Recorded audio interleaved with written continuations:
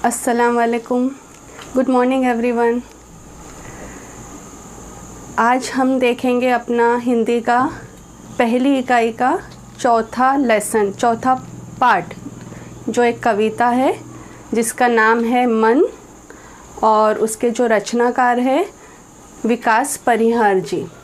Okay, तो ये जो कविता है मन, ये इसे जो है इसकी जो विधा है इसे हाइकू कहा जाता है। और जो हाइकू होता है, हाइकू जो है वो एक जापान की प्रसिद्ध कविता है। मतलब ये जापान से इसका ओरिजिन है, जापान से शुरू हुई। और इसकी जो खासियत है, इसका जो मेन जो चीज़ है इसके अंदर वो क्या है कि ये इसको एक तो दुनिया की सबसे छोटी कविता माना जाता है। ठीक है, हाइकू जो है दुनिया की सबसे छोटी कविता माना जाता है। और ये जो हाइकू जो फॉर्म में लिखी हुई है जिसको हाइकू बोलते हैं, इसमें एक चीज़ आप देखोगे कि इसमें इसको लिखने के कुछ नियम होते हैं। जैसे ये 3 लाइन में ही लिखी जाएगी और इसमें जो है पहली लाइन में 5 वर्ण यानी कि 5 लेटर रहेंगे। सेकेंड लाइन में, दूसरी लाइन में 7 वर्ण रहेंगे और फिर तीसरी लाइन में 5 वर्ण रहेंगे। ऐसे 17 वर्ण से, 17 अक्षर से, 17 वर्ड से, अल्फ़ाबेट से ये लिखी जाती हैं। ये उसका नियम है। ठीक है, पहली लाइन में 5 ही वर्ण का इस्तेमाल होगा। सेकंड इसमें दूसरी पंक्ति में 7, उससे ज़्यादा भी नहीं, उससे कम भी नहीं। और फिर तीसरी जो पंक्ति रहेगी उसमें फिर से 5 जो है अक्षर का जो है उपयोग होता है। ये इसका नियम है लिखने का। और इसी में जो है कवि को अपने जो है जो स्पष्ट करना है इसी इसमें करना होता है। 17 वर्ण की ये 3 पंक्तियाँ होती हैं और इसे हाइकू कहा जाता है। और इसको दुनिया की सबसे छोटी कविता के लिए माना जाता है। ठीक है, तो अब हम देखेंगे अपनी कविता मन। और दूसरी चीज़, ये जो मन है ये पूरक पठन सेक्शन में रखी गई है। मतलब पूरक पठन यानी रैपिड रीडिंग। ठीक है, और जो आपका जो प्रश्न पत्र रहेगा, क्वेश्चन पेपर रहेगा, उसमें पूरक पठन जो है 8 अंक के लिए आता है। 4 अंक के लिए एक रहेगा और दूसरा 4 अंक के लिए रहेगा। और हर जो पैराग्राफ दिया जाएगा उसमें से 2 मार्क्स के लिए क्वेश्चन रहेगा और फिर 2, यानी 2 और 2 4, फिर दूसरा वाला जो रहेगा उसमें 2 और 2 4, ऐसे 8 मार्क्स, 8 अंक के लिए आपको ये प्रश्न पत्र में, क्वेश्चन पेपर में पूछा जाता है। और ये 4 मार्क्स के लिए आपको लिखना बहुत होता है। तो यहाँ पे जो है अपनी राइटिंग स्पीड को बहुत मेंटेन रखो, क्योंकि जो है जैसे ये मन कविता है, अब इसमें आपको जो दूसरा क्वेश्चन पूछा जाएगा ना, अगर ये आता है या दूसरी कोई कविता आती है पूरक पठन में से, तो आपको उसका सरल अर्थ पूछा जाता है। तो सरल अर्थ जो अब आप लिखोगे तो आपको बहुत लिखना होता है। इसलिए जो है पूरक पठन पे आने के बाद वापस से आपको जो है अपनी राइटिंग स्पीड बढ़ानी पड़ेगी। ठीक है, तो अब हम देखते हैं अपना पोयम मन, कविता मन, जिसको लिखने वाले हैं विकास परिहार जी। विकास परिहार जी ने 2000 से 2006 तक भारतीय वायुसेना को अपनी सेवाएं दी। फिर पत्रकारिता के क्षेत्र में उतरने के बाद रेडियो से जुड़े। साहित्य में विशेष रुचि होने के कारण आप नाट्य गतिविधियों से भी जुड़े हुए हैं। उसके बाद पोयम का थोड़ा सा जो कविता का इंट्रोडक्शन है। हाइकू, जैसे मैं बताई आपको कि ये जापान की लोकप्रिय काव्य विधा है। हाइकू विश्व की सबसे छोटी कविता कही जाती है। 5वें दशक से हिंदी साहित्य ने हाइकू को खुले मन से स्वीकार किया। हाइकू कविता 5-7-5 यानी 17 वर्ण के ढांचे में लिखी जाती हैं। प्रस्तुत हाइकू में कवि ने अपने अनुभवों और छोटी छोटी विभिन्न घटनाओं को अर्थवाही सीमित शब्दों में प्रस्तुत किया है। क्योंकि ये बहुत 3 लाइन में लिखी जाती है, इसलिए बहुत सीमित शब्दों में जो है हमको जो है विस्तार से उसको समझाना होता है। घना अंधेरा, चमकता प्रकाश और अधिक। घना अंधेरा, चमकता प्रकाश और अधिक, है ना। अब हम इसका जो है 3 लाइन का जो है सरल अर्थ देखते हैं कि जिस तरह शाम ढलते ही क्या हो जाता है, चारों तरफ अंधकार छा जाता है ना, सब तरफ अंधेरा हो जाता है।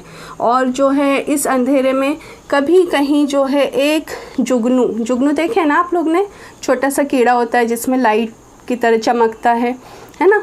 अगर बहुत अंधेरा है और एक छोटा सा जुगनू भी वहाँ पे आ जाता है तो क्या होता है कि उस अंधेरे में हमको क्या नज़र आने लगता है, एक प्रकाश नज़र आता है।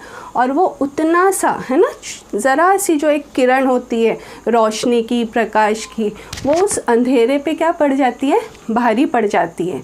इतना अंधेरा है लेकिन फिर भी एक जो छोटी सी रोशनी आ रही है वो हमको दिखाई देती है ना, इतने अंधेरे में भी।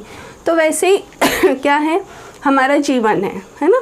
यहाँ पे कवि हमसे क्या कहना चाह रहे हैं इस लाइन से कि घना अंधेरा, चमकता प्रकाश और अधिक। जब हमारे जीवन में कभी भी कुछ दुख आता है, कोई तकलीफ़ आती है, तो वो कैसी होती है, वो क्या हमेशा के लिए होती है, नहीं, है ना। जब भी कोई तकलीफ़ आती है तो अपने साथ वो क्या लाती है, उसका सॉल्यूशन भी लाती है। तो जो है चाहे वो कितनी भी बड़ी हो परेशानी हो या दुख हो, लेकिन अगर किसी ने हमको थोड़ा सा उसमें आशा की कोई किरण दिखा दिया या कोई हमको जो है तसल्ली दे दिया, तो क्या होता है, उतना बड़ा हमारे ऊपर जो दुख है वो क्या हो जाता है, फ़ौरन से कम हो जाता है ना। एकदम से हमको क्या होता है, राहत मिल जाती है कि चलो कोई है जो हमको समझने वाला है और हमको जो है हमारे साथ है।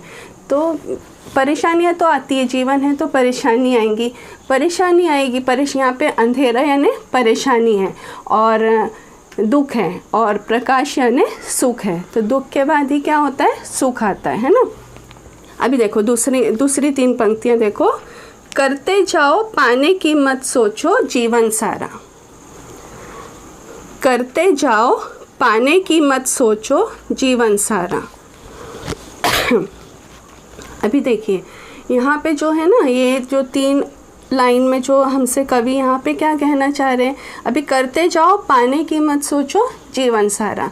अब इसके पीछे कवि हमको क्या समझाना चाह रहे हैं, यहाँ पे जो है ना कवि ने एक संस्कृत मुहावरे को लिया हुआ है, उसके ऊपर उन्होंने इस पंक्ति को लिखा है ना, कि जब भी रणभूमि में श्री कृष्ण और सब पांडव और कौरव की जब लड़ाई हो रही थी, तो उस वक्त कृष्ण जी ने अर्जुन से क्या कहा था, कर्मण्य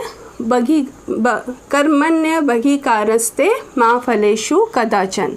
ये उन्होंने उस टाइम कहा था, जिसका अर्थ क्या होता है कि कर्म करते जाओ, है ना, काम करते जाओ, उसको पाने की यानी उसके रिज़ल्ट के बारे में मत सोचो। क्योंकि इंसान का, मनुष्य का अधिकार क्या है, काम करना है। हमको जो है करते रहना है, कुछ ना कुछ जो है हमको करते रहने का है। ऐसा नहीं कि हार के बैठ जाना है ना। अगर हमको समझो सफलता नहीं भी मिल रही है किसी चीज़ में, बार बार फेल हो रहे हैं हम, सफलता नहीं मिल रही है, तो उसको छोड़ के बैठना नहीं है हमको, बल्कि उसके साथ और आगे बढ़ना है। उस टाइम में हमको अपनी गलतियों को देखना है कि किस गलती की वजह से ऐसा हुआ, उस गलती को देखना है, ना कि हमको ये देखना है कि इतना करते हैं फिर भी हमको तो सफलता नहीं मिलती है, इतना पढ़ते हैं फिर भी हम फेल हो जाते हैं, फेल हो रहे हैं ना, कम मार्क्स मिल रहे हैं, तो उसकी वजह क्या है, हमको वो ढूंढना चाहिए, है ना। उसके ऊपर हमको मेहनत करना है। जब हम मेहनत करेंगे तो रिज़ल्ट मिलेगा ना, रिज़ल्ट का हमको नहीं सोचना है। हमारा काम क्या है, मेहनत करना, यानी हमको करते रहना है, काम जो है हमको करते रहना है, उसकी जो है हमको पाने की नहीं सोचना है कि क्या मिलेगा। जब करोगे, हार्डवर्क करोगे, तो यकीनन आपको जो है उसका रिज़ल्ट अच्छा ही मिलेगा। जीवन नैया मझधार में डोले संभाले कौन, है ना। जीवन नैया मझधार में डोले संभाले कौन। अब यहाँ पे क्या बताया जा रहा है कि मान लो ये जो जीवन है ये बहुत बड़ा क्या है, एक समुद्र है ना, सागर है, ओशिन है, बहुत बड़ा ओशिन है, और जो हमारा जो उसमें जो है हम, है ना, मनुष्य क्या है, उसमें नाव है, नाव के समान है, ठीक है। तो अब जब बहुत बड़ा समुद्र में हम जो है नाव में, इंसान को यहाँ पे क्या बताया गया है, नैया, नाव बताया गया है।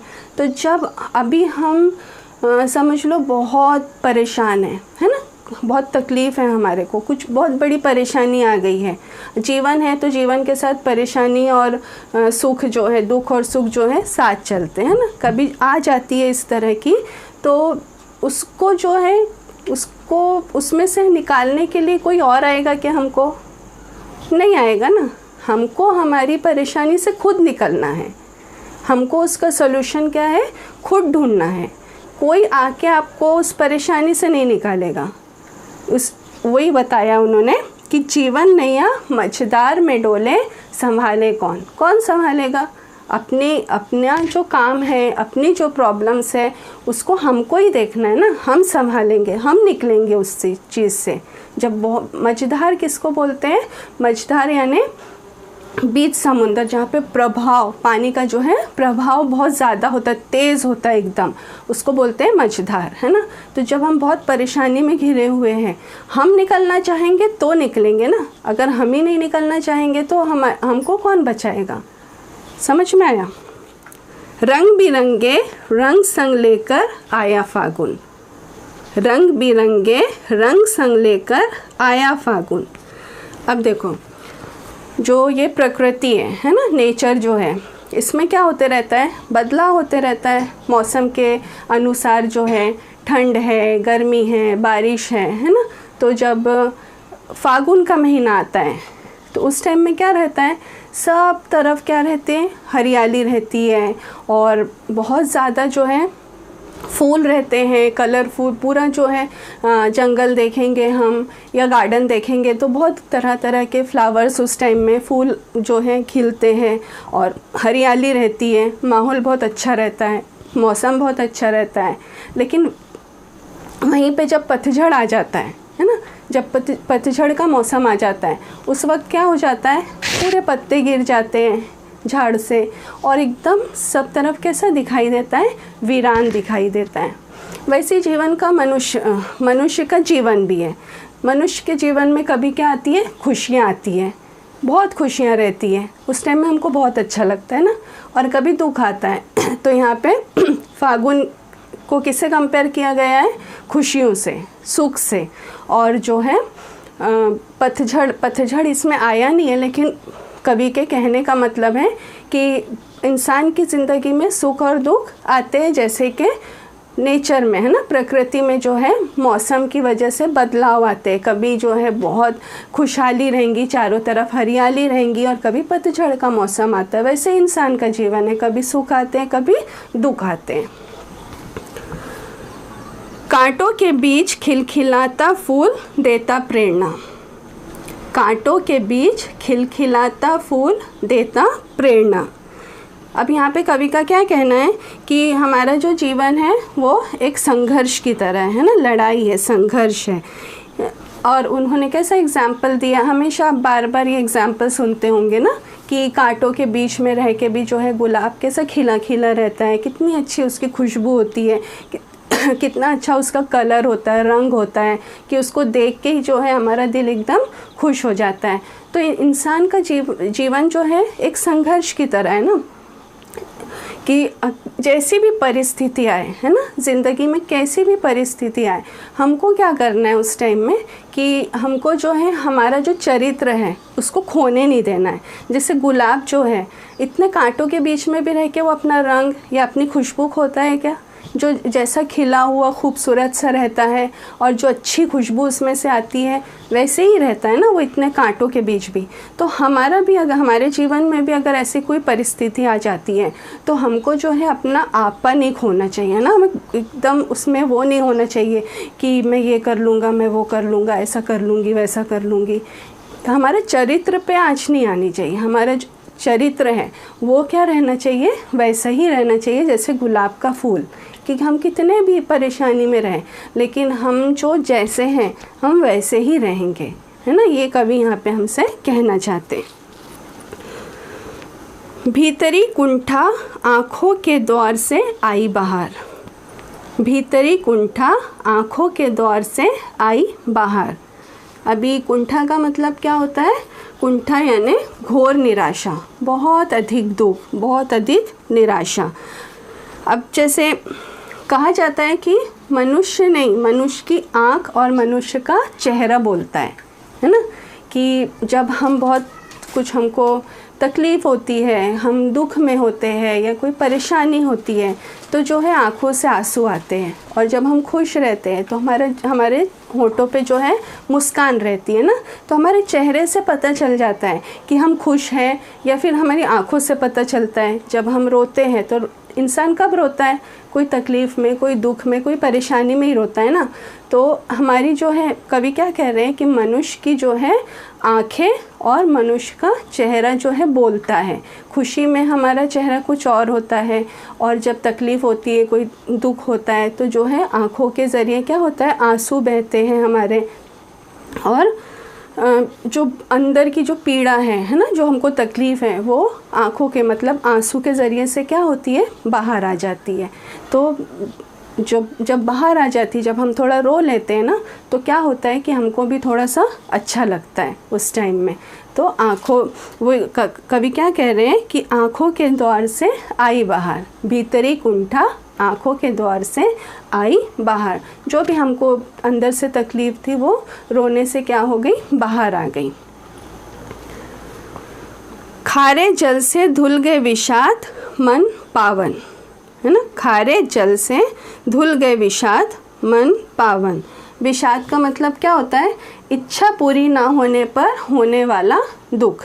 अगर हमको कोई इच्छा, हमारी कोई इच्छा है, हम कुछ चाहते थे और वैसा नहीं हुआ, वैसा नहीं हो पाया, तो हमको क्या होता है, बहुत दुख होता है ना उस टाइम में। उसी को क्या बोलते हैं, विषाद, है ना। अभी देखो क्या होता है कि हम मनुष्य तो है, मनुष्य गलती तो करता है। जब गलती करता है तो उसको चोट, मतलब उसका दिल जो है तड़पता है, उस दिल को जो है, मन को जो है क्या पहुंचती है, चोट पहुंचती है ना। और जो है धरती पर, इस दुनिया में जो है बहुत तरह के मनुष्य है ना। तो अभी इसमें यहाँ पे क्या बता रहे हैं कवि जो है विकास परिहार जी, हमको क्या बताना चाह रहे हैं कि कभी कभी कैसा होता है कि जो समझदार इंसान होते हैं, एक्सपीरियंस वाले जो लोग होते हैं, वो कभी हमको कुछ ऐसी बातें बोल देते हैं जो उस वक्त, है ना, उस वक्त हमको जो है बहुत चुभती है, अच्छी नहीं लगती उनकी बात। ऐसा लगता है कि पता नहीं क्यों इन्होंने ऐसा बोला होगा, इनको क्या मेरे से दुश्मनी है कि ऐसी बात कर रहे हैं ना। लेकिन उस सिचुएशन से जब हम बाहर निकलते, या फिर ऐसी कोई सिचुएशन आती है और वो बातें याद आती है कि जो बात उन्होंने उस वक्त कही थी कि वो हमारे हित में थी, हमारे अच्छे के लिए कही थी, तो उस वक्त क्या होता है कि हमको उस वक्त एकदम से रोना आता है ना। खारा जल यानी आंसू, यहाँ पे खारा जल किसको बोला है, आंसू को बोला है। कि उस वक्त तो मुझे समझ में नहीं आई थी बात, मैं तो बुरा भला बहुत बोल दी उनको, और उन्होंने तो मेरे मतलब अच्छे के लिए बोली थी ये बात, भले के लिए बोली थी, है ना। जैसे कभी भी कोई भी मम्मी पापा है या घर के बड़े हैं, आप लोग कुछ गलती करते हैं तो टोकते हैं ना, बार बार टोकते हैं, बोलते हैं। उस टाइम में कैसा गुस्सा आता है, नेचुरली है, वो गुस्सा आता है उस टाइम में सभी को। लेकिन बाद में फिर जब हम सोचते हैं तो हमको लगता है कि नहीं, जो बोले अच्छे के लिए बोले, है ना। जब टीचर भी है, आप लोगों को बार बार एक ही बात बोलते हैं, पढ़ाई करो, एग्ज़ाम आने वाला है, एग्ज़ाम में अच्छे मार्क्स लेना है, पढ़ेंगे नहीं तो क्या होगा, है ना। बार बार डेली हर टीचर आएगा, समझो 8 पीरियड है, 8 टीचर्स आएंगे, एक ही बात बोलते हैं, पढ़ाई करो। उस वक्त आप लोग को लगता है ना, क्या है, सब एक ही बोलते हैं, एक ही बात बोलते रहते हैं, इतना तो पढ़ते हैं हम लोग। लेकिन असली इस चीज़ का कब समझ में आता है हमको, बाद में ने जब हम मैच्योर होते हैं, उस टाइम में हमको ये चीज़ समझ में आती कि हाँ, हमारे टीचर जो बोलते थे हमारे अच्छे के लिए बोलते थे, कि हम उस टाइम में पढ़ लेते तो आज हमको उसका बहुत फ़ायदा होता है ना। तो ऐसे ही जब हमको कोई बड़े कुछ बोलते हैं और उस टाइम में हमको जब बुरा लगता है, लेकिन बाद में जब वो बात समझ में आती है कि वो हमारे हित के लिए, हमारे भले के लिए बोल रहे थे, तो हमारे जो है अंदर उनके लिए जो हमारे दिल में जो बुराई थी, है ना, वो क्या हो जाती है, आंसू के ज़रिए से बाहर आ जाती है, और फिर से हमारा दिल क्या हो जाता है, साफ़ हो जाता है। मृत्यु को जीना जीवन विष पीना है जिजीविषा। मृत्यु को जीना जीवन विष पीना है जिजीविषा। अभी देखो, मनुष्य को इस बात को समझना होगा कि जीवन जो है एक जहर से भरा है ना। जहर से भरा है यानी यहाँ पर परेशानियाँ, तकलीफ़, दुख जो है मनुष्य के साथ लगे हुए हैं। लेकिन जो है इसी का नाम क्या है? ज़िंदगी है ना। इस जहर को पीना और पी के फिर उसका जो है पीने के बाद, जहर पीने के बाद भी जीना, यही क्या है? ज़िंदगी है ना। जहर पीने का मतलब यहाँ पे क्या है कि पॉइज़न पी लो, ऐसा नहीं है। क्या मतलब है कि जो भी तकलीफ़ आ रही है, जो भी परेशानी आती है, दुख आता है, उसका क्या करना है? हमको सामना करना है, डट के सामना करना है ना। जो कवि है वो हमको इस मन कविता से, जो एक हाइकू है, इससे सिर्फ़ और सिर्फ क्या समझाना चाह रहे हैं कि जो मनुष्य है उसको जो थोड़ा सा जीवन मिला है ना, जो ज़िंदगी मिली है, और उसमें जो परेशानी आ रही है या जो दुख आ रहे हैं, वो दोनों को क्या करना है? उसको बैलेंस करके चलना है। कभी दुख है तो ठीक है, दुख को भी निपटना है। सुख आ गया तो सुख के समय हमको कैसे रहना है वो भी हमको आना चाहिए। ऐसा नहीं कि अभी हमको सब कुछ अच्छा है, बहुत खुश हैं हम, तो हम सब चीज़ भूल जाएंगे। ऐसा नहीं होना चाहिए। हमको खुशी में भी सब चीज़ याद रखना है और दुख में भी हमको जो है चीज़ों को याद रखना है। अभी देखो नेक्स्ट पंक्तियाँ देखो इसकी। मन की पीड़ा छाई बन बादल बरसी आँखें। यहाँ पे फिर से कवि वही समझाना चाह रहे हैं हमको कि जब आकाश में बादल बहुत घने हो जाते हैं, है ना। जैसे अभी का मौसम चल रहा है हमारा कि बादल आकाश में जो है एकदम काले घने बादल हो जाते हैं, और उसके थोड़ी देर के बाद क्या हो जाती है? बारिश होती है ना। खूब तेज़ ज़ोर से क्या हो जाती है? बारिश हो जाती है। उसी तरह जब हमारे मन में, है ना, जब हमारे मन में कोई बहुत गहरी बात लग जाती है या हमको कोई बहुत तकलीफ़ होती है, दुख होता है, तो उस टाइम में क्या होता है कि आंसू के रूप से वो बाहर आ जाती है ना। रोने से जो है वो सारी पीड़ा जो है बाहर आ जाती है। इसमें ये बता रहे हैं कवि, क्या बता रहे हैं कि हमको जो है मनुष्य के दुख में दुखी और मनुष्य के सुख में सुखी होना चाहिए, परंतु हमें लोगों का दुख हर हाल में दूर करने की कोशिश करनी चाहिए, है ना।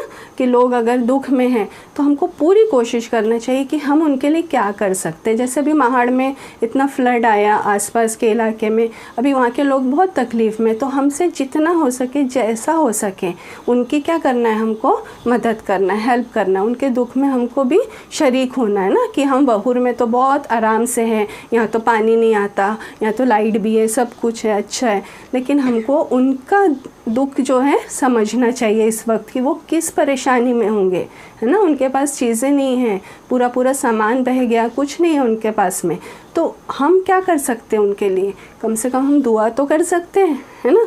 कुछ नहीं कर सकते अगर हम उनके लिए, तो दुआ, बैठ के दुआ हम कर सकते हैं, है ना। उनके लिए अच्छी कामना कर सकते हैं कि जल्दी से सब उनका जो है हालात जो है सुधर जाए। तो वही कवि कह रहे हैं कि हमको जो है इंसान जब दुखी होता है तो हमको उसका साथ देने की क्या करना चाहिए? पूरी कोशिश करना चाहिए। नेक्स्ट देखो, चलती साथ पटरियां रेल की फिर भी मौन। चलती साथ पटरियां रेल की फिर भी मौन। रेलवे ट्रैक देखे ना सब लोगों ने, जिस पे से ट्रेन जाती है, दो ऐसे रूल्स होते हैं, है ना। दोनों कितनी लंबी रहती है ना कि जहाँ तक मतलब उसका स्टेशन रहता है वहाँ तक वो जाती ही जाती है, दोनों एक साथ जाती है। तो यहाँ पे कभी इससे क्या बताना चाह रहे हैं हमको कि मनुष्य के जीवन में जो है दुख और सुख साथ में आते हैं। अगर दुख आया है तो दुख के बाद क्या आएगा? सुख ज़रूर आएगा। सुख है तो उसके बाद कुछ ना कुछ परेशानी ज़रूर आएंगी। तो उसको कैसे समझाया उन्होंने? रेल की पटरियों की तरह कि दोनों साथ चलती है, लेकिन कभी एक दूसरे से कुछ कहती नहीं है। अब जाहिर सी बात है, पटरियाँ हैं, नॉन लिविंग थिंग है, वो तो बात नहीं करेगी ना। लेकिन यहाँ पे एग्जाम्पल दिया है कि कैसे वो दोनों साथ में चलती है, लेकिन एक दूसरे से ना नोक झोंक है ना शिकायत है। वैसे ही इंसान का जीवन है ना, कि जब सुख आया है तो दुख भी आएगा, दुख है तो सुख भी आएगा।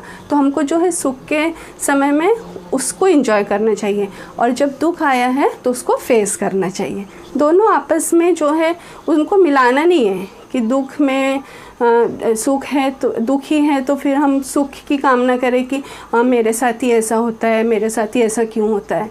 आया है तो उनको फेस करना है ना। दोनों चीज़ें आएंगी तो दोनों चीज़ों को मिक्स नहीं करना है। जैसे रेल की पटरियाँ कैसे हैं, दोनों साथ में चलती है लेकिन कभी एक दूसरे से टकराती नहीं है। वैसे ही हमारे जीवन में सुख और दुख है। जब सुख आया है तो दुख आएगा, दुख है तो सुख भी आएगा। तो दोनों को हमको जो है उसके हिसाब से हैंडल करना है। नेक्स्ट देखो, सितारे छिपे बादलों की ओट में सूना आकाश, है ना। सितारे छिपे बादलों की ओट में सूना आकाश। अब यहाँ पे आकाश का मतलब है जीवन, और सितारों का मतलब है सुख, खुशियाँ, और बादल का मतलब है परेशानी, बाधाएं जो आ जाती जीवन में, वो है ना। तो जो अपना जो जीवन रूपी आकाश है उसमें जब खुशियों के तारे चमकते हैं तो क्या होता है कि वो बहुत सुंदर लगता है ना। जब हमारे जीवन में खुशियाँ रहती है तो हमको बहुत अच्छा लगता है, हम बहुत खुश रहते हैं, सभी को अच्छा लगता है। लेकिन क्या होता है कि ये जो खुशी के पल होते हैं कैसे होते हैं, बहुत थोड़े से होते हैं, है ना। कुछ देर तक हमारे साथ रहते हैं, क्षणिक होते हैं, और उसके ऊपर फिर क्या आ जाता है, बादल छा जाता है, दुखों का बादल, कोई परेशानी, कोई बाधा आ जाती है, और जो है हमारी जो लाइफ है क्या हो जाती है, निराशा से, है ना। ज़िंदगी जो है निराशा से जो है घिर जाती है। तो हमको क्या कोशिश करना चाहिए कि जो है हमारा जो दुख दर्द है उसको हमेशा जो है हमको क्या करना चाहिए, उसको फेस करना चाहिए, है ना। फेस करके हमको जो है उस दुख से बाहर निकलना चाहिए, क्योंकि वो जैसे सुख थोड़ी देर के लिए, वैसे दुख भी हमेशा के लिए तो नहीं आएगा ना। दुख भी जो है थोड़ी देर के लिए आएगा। अगर हम उससे निकल गए तो उसके बाद तो खुशियाँ ही है ना। तो वही यहाँ पे बोल रहे हैं कि सितारे छिपे बादलों की ओट में सूना आकाश। अभी उसके बाद की पंक्तियाँ देखो, तुमने दिए जिन गीतों को स्वर हुए अमर। अभी यहाँ पे क्या बोल रहे हो, तुमने दिए जिन गीतों को स्वर हुए अमर। जिस परिस्थिति में, जिस परिस्थिति से हम निकल पाए, हम लड़ पाए, वो क्या हो गए, हम वहाँ पे क्या हो गए, जीत गए, अमर हो गए, है ना। खुशियों के गीत जो है हमारे स्वर में क्या हो गए, खुशियों के गीत आ गए। सागर में भी रहकर मछली प्यासी ही रही। सागर में भी रहकर मछली प्यासी ही रही। अभी जैसे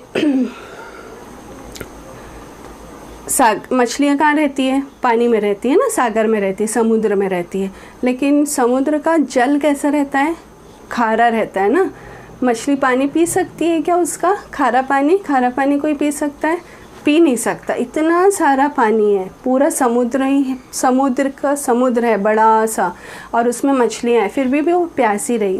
इसका मतलब यहाँ पे क्या है कि भले ही हमारे पास में बहुत सारी चीज़ें हो, बहुत संपत्ति हो, लेकिन वो दूसरों के काम नहीं आ सकती तो वो किसी काम की नहीं है ना। अभी इतना बड़ा सागर है लेकिन प्यास नहीं बुझा सकता तो फिर किस काम का। जब हमको उस वक्त पानी की प्यास लगी है और हम उसका पानी नहीं पी सकते तो फिर उस इतने बड़े समुद्र का क्या काम ना हमारे लिए, है ना। हमारे लिए उस वक्त वो किसी काम का नहीं है ना। वैसे ही अगर हमारे पास में बहुत सारी चीज़ें हैं, बहुत संपत्ति है, और या फिर हम उसको मतलब दूसरों के लिए हम कुछ नहीं कर पा रहे हैं, सिर्फ हमारे लिए सोच रहे हैं हम, तो उसका कोई इस ऐसी संपत्ति का या ऐसे धन का या कोई भी ऐसी चीज़ जो दूसरों के काम नहीं आ रही है तो उसका कुछ भी मतलब है इस जीवन में नहीं है। तो वही यहाँ पे समझाया कि सागर में रहकर मछली प्यासी ही रही, कि सागर है इतना बड़ा लेकिन फिर भी जो है मछली प्यासी है। बहुत संपत्ति हमारे पास और सामने कोई बहुत गरीब इंसान है, बहुत ज़रूरतमंद है और हम उसकी मदद नहीं कर सकते, मदद नहीं कर रहे हैं, है ना। इतना बड़ा हमारा दिल नहीं है कि हम जो मदद करें। तो हमारी इतनी अपार संपत्ति किस काम की है? किसी भी काम की नहीं है। तो ये जो छोटी छोटी 3-3 पंक्तियों की जो कविता है मन, उसमें हमको कवि यही समझाना चाह रहे हैं कि मनुष्य जो है, जो ज़िंदगी है हमारी कितनी है, छोटी सी है ना, बहुत छोटी सी ज़िंदगी हम लेके आए हैं। उसमें जो है सुख भी आएंगे, दुख भी आएंगे। तो हमको दोनों को क्या करना है, दोनों को फेस करना है, दोनों को उसके अलग अलग ढंग से हमको जो है हैंडल करना है। और जो है लोगों के दुख में हमको शामिल होना है, उनकी खुशियों में भी शामिल होना है। और जितनी हम मदद या फिर हम दूसरों के लिए अगर कुछ कर सकते तो हमको वो करने से पीछे नहीं हटना चाहिए, कि दूसरों के लिए जो हम करेंगे वही जो है बाकी रह जाएगा, है ना, नाम बाकी रह जाएगा। बाकी तो ज़िंदगी में कुछ बाकी नहीं रहेगा ना। अभी जब हम मर जाएंगे तो क्या रह जाएगा? कोई ऐसा नहीं बोलेगा हमको कि हाँ बहुत पैसे वाली थी, बहुत ऐसा था वैसा था। जब आपने कुछ अच्छा काम किया होगा किसी के लिए तो वो याद करेगा कि हाँ मेरे लिए ऐसा की थी, ऐसी थी, बहुत अच्छी थी। तो जो है हमको लोगों के लिए जो है करते रहना है ना, काम करते रहना है। तो उम्मीद है कि ये पोएम समझ में आई होंगी, कविता समझ में आई होंगी। इसके क्वेश्चन आंसर्स मैंने आपको पहले ही दे दी। अभी आप इसको अच्छे से समझ लीजिए, इसका भावार्थ भी मैं आपको दे दूँगी। अल्लाह हाफिज़।